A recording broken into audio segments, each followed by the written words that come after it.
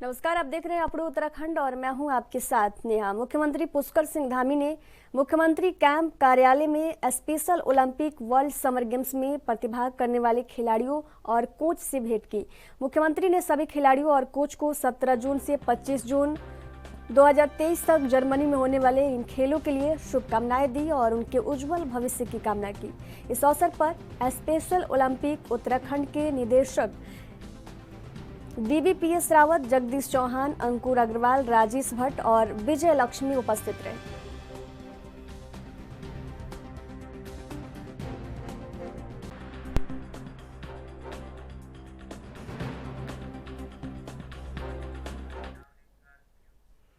उत्तराखंड के मुख्यमंत्री पुष्कर सिंह धामी अपने चंपावत विधायक के तौर पर 1 साल पूरा होने पर अपने भ्रमण कार्यक्रम के दूसरे दिन चंपावत विधानसभा पहुंचे, जहां सर्किट हाउस हेलीपैड में बीजेपी कार्यकर्ताओं के साथ बड़ी संख्या में स्थानीय लोगों ने मुख्यमंत्री का भव्य स्वागत किया। मुख्यमंत्री पुष्कर सिंह धामी ने उड़ीसा में हुई रेल दुर्घटना पर दुख जताते हुए कहा कि चंपावत में अपने विधानसभा चुनाव की जीत पर 1 साल पूरा होने पर आयोजित होने वाले रोड शो और कई सांस्कृतिक कार्यक्रमों के आयोजन को निरस्त कर दिया।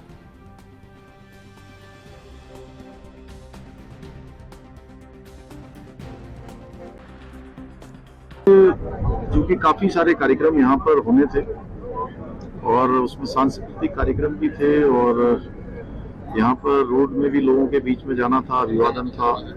उन सभी को हम लोगों ने इस दुख की घड़ी में निरस्त कर दिया। लेकिन मैं आभारी हूँ चंपावत की देवतुल्य जनता का कि उन्होंने आज 1 साल पूरा होने के उपलक्ष्य में जो कार्यक्रम थे उस कार्यक्रम में बहुत बढ़ चढ़कर अपनी शिरकत करी है।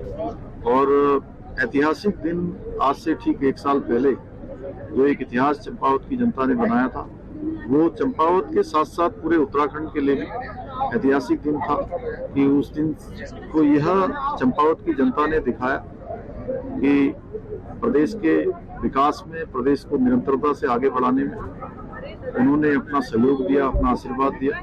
मैं उन सब का धन्यवाद करता हूँ और अनेकों योजनाएं यहाँ पर प्रारंभ की गई है। चंपावत आने वाले समय में एक आदर्श चंपावत बने, एक उत्कृष्ट चंपावत बने और श्रेष्ठ चंपावत बने, क्योंकि चंपावत श्रेष्ठ बनेगा, चंपावत आदर्श बनेगा, उसी से हमारा आदर्श उत्तराखंड और उन्नत उत्तराखंड और विकसित।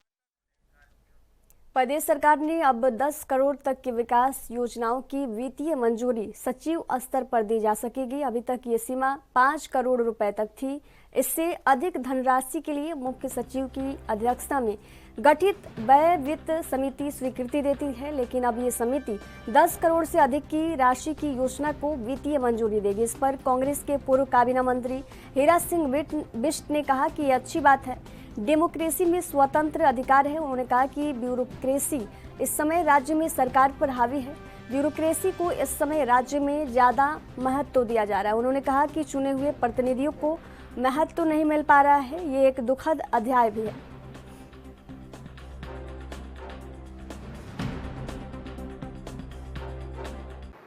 हाँ, विभागीय काम के लिए सचिव को दिए गए हैं तो अच्छी बात है, लेकिन चुनी हुई सरकार है, डेमोक्रेसी प्रजातांत्रिक अधिकार है, तो वो अगर अच्छा रहता है डेमोक्रेसी रक्षा के लिए, अगर कहते हैं मंत्री जी को उसके विभाग के लिए दिए गए, लेकिन ये ब्यूरोक्रेसी मुख्यमंत्री के सर पर हावी है, इस बात का प्रतीक है। मैं मानता हूँ ब्यूरोक्रेसी को ज़्यादा महत्व दिया जा रहा चुने हुए प्रतिनिधियों को। जेई और शिक्षक कर्मचारी अपनी मांगों को लेकर आंदोलनरत हैं। वही कर्मचारियों ने अपनी मांगों को लेकर सीएम धामी को ज्ञापन सौंपा है। वही इस मामले को लेकर प्रदेश प्रवक्ता मधु भट्ट ने कहा कि कर्मचारियों ने अपना ज्ञापन सीएम पुष्कर सिंह धामी को दिया है। सरकार इस मामले को लेकर गंभीरता से विचार कर रही है।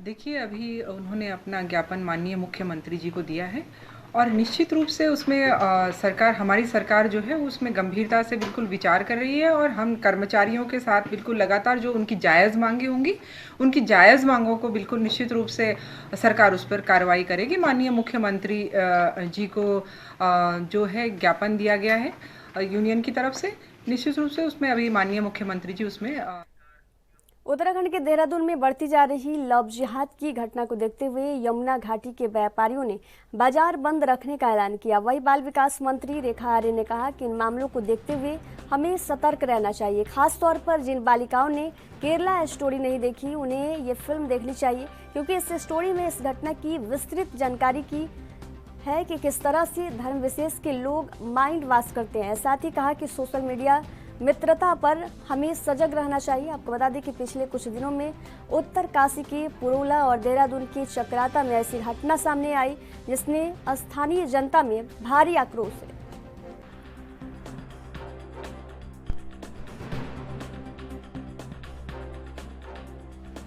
कि उत्तराखंड एक देवभूमि है और इस देवभूमि को कुछ लोग जो है कलंकित करना चाहते हैं।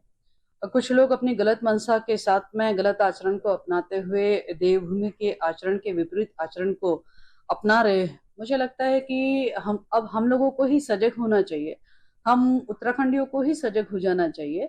और खासकर बेटियों से तो मैं ये कहूंगी कि यदि आपने द केरला स्टोरी नहीं देखी है तो प्लीज उसको देखने का काम करें। द केरला स्टोरी में वो सब घटनाएं हैं, वो हिंदू लड़कियां हैं जिनको किस प्रकार से भ्रमित करके, माइंड वॉश करके, किस प्रकार से उनको कौन सी दिशा की ओर डाइवर्ट किया जाता है, यह सब हम लोग देख रहे हैं। तो इसलिए मेरा आग्रह रहेगा बालिकाओं से, महिलाओं से कि हम सब लोग जो है अलर्ट रहें।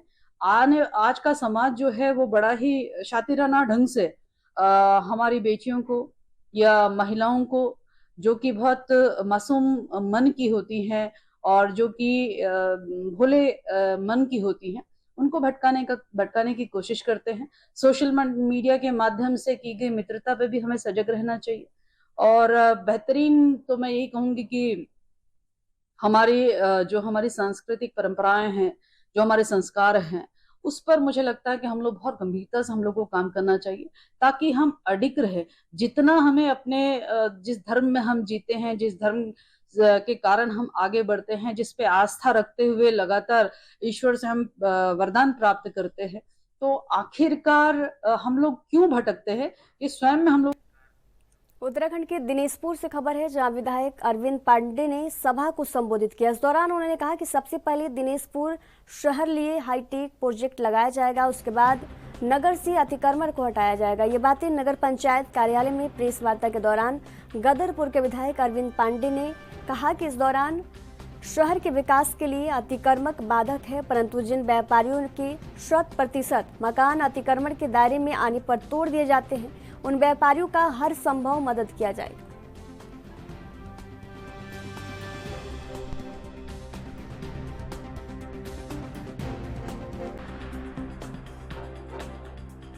कि लगभग 5 दिन पहले मैंने डीएम और जिले स्तर के सभी अधिकारियों के साथ मैंने रुद्रपुर में समीक्षा बैठक की, और बैठक का एक ही एजेंडा था कि गूगलपुर डेस्टिनेशन को आगे बढ़ाना और पूरे ज़िले के अंदर जो अधिकारियों के माध्यम से नोटिस दिए जा रहे हैं, काबिज लोगों को बेदखल करने की कार्रवाई की जा रही है, उस पर 100% प्रतिबंध लगाया।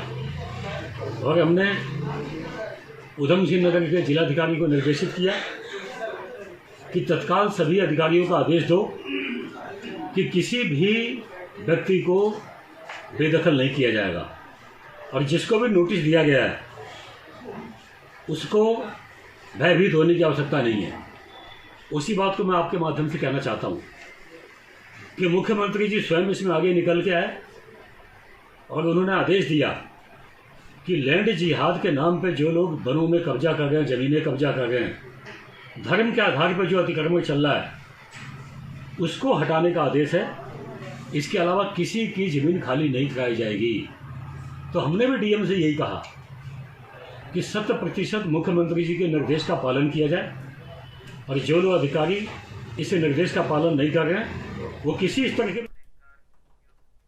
उत्तराखंड के इन दिनों नदी नालों के पास वे अवैध अतिक्रमण को हटाया जा रहा है। सरकार ने नदियों के अस्तित्व बचाने के लिए यह अभियान शुरू किया है। बीजेपी प्रदेश प्रवक्ता मधु भट्ट ने कहा कि सुप्रीम कोर्ट के आदेश के बाद वन विभाग भूमि पर हुए अतिक्रमण को हटाया जा रहा है। नदियों के आसपास अतिक्रमण को लेकर सरकार गंभीरता से कार्रवाई कर रही है। जहां अवैध अतिक्रमण हो रहा है, सरकार उन जगहों का वेरिफिकेशन और जानकारी लेकर कार्रवाई कर रही है।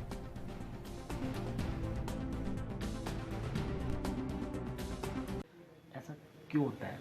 देखिए, निश्चित रूप से देखिए ये तो सुप्रीम कोर्ट का भी एक ऑर्डर है कि क्योंकि देखिए वन विभाग की जो अतिक्रमण की जो भूमि है वन विभाग में वो अतिक्रमण काफ़ी समय से जो देखा गया है कि उसको लेकर माननीय मुख्यमंत्री जी ने आदेश किए हैं कि जो नदियों के किनारे आप देखेंगे बिल्कुल नदी में जो है हमारी 23 नदियां हैं उन पे भी अभी जो अतिक्रमण जो आई है अभी सामने आए हैं, बिल्कुल उसको लेकर सरकार उसमें गंभीरता से कार्रवाई कर रही है। और निश्चित रूप से अवैध अतिक्रमण जहां पर भी हो रहा है उसके लिए सरकार बिल्कुल वेरिफिकेशन और उसकी जानकारी ले रही है। और उसमें विकासखंड गैंडसेन में खनसर घाटी की सुदूरवर्ती गांव नैल देवपुरी में जिलाधिकारी हिमांशु खुराना की अध्यक्षता में बहुउद्देशीय शिविर आयोजित किया गया। शिविर में क्षेत्रीय जनता ने 133 समस्याएं दर्ज की, जिसमें से अधिकांश समस्याओं का जिलाधिकारी ने मौके पर निस्तारण किया। विभागीय स्टॉलों के माध्यम से शिविर में तमाम प्रमाण पत्र जारी करने के साथ ही क्षेत्रवादियों को जन कल्याणकारी योजनाओं की जानकारी भी दी गई। विभागीय स्टॉलों पर 495 से अधिक लोगों को इस योजना का लाभ दिया गया। इस दौरान जिलाधिकारी ने शिविर में लगी विभागीय स्टॉलों का निरीक्षण किया। जिलाधिकारी ने कहा कि शिविरों के माध्यम से आम जनता की शिकायतों का मौके पर ही निस्तारण करने का प्रयास किया जा रहा है।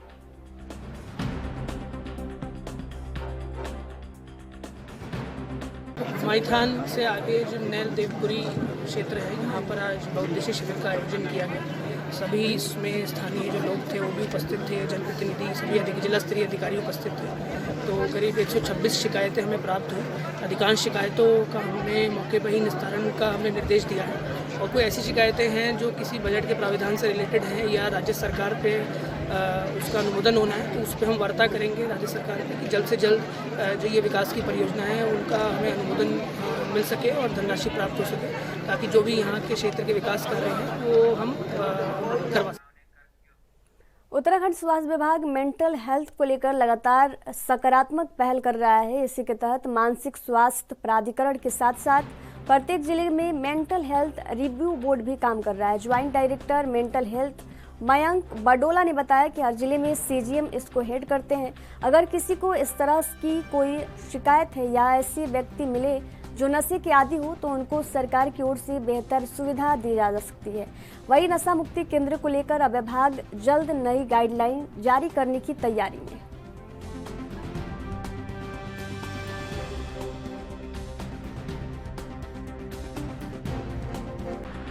मानसिक स्वास्थ्य प्राधिकरण के साथ साथ हमारे हर एक डिस्ट्रिक्ट में मेंटल हेल्थ रिव्यू बोर्ड्स भी हैं, जिसमें यदि किसी को किसी तरह की शिकायत है तो अलग अलग डिस्ट्रिक्ट्स में ये रिव्यू बोर्ड्स बने हैं, जिसको चीफ जुडिशियल मजिस्ट्रेट उस डिस्ट्रिक्ट के हेड करते हैं। कोई भी इस तरह की कोई शिकायत हो या किसी भी मानसिक व्यक्ति आपको सड़क में मिले या कोई नशा में ग्रसित कोई व्यक्ति मिले तो इन बोर्डों में भी अप्रोच किया जा सकता है। आप सीएमओ को भी अप्रोच कर सकते हैं और इसमें हम इंश्योर करेंगे कि उस व्यक्ति विशेष को पूरी सुविधाएं सरकार की तरफ से प्राप्त हो।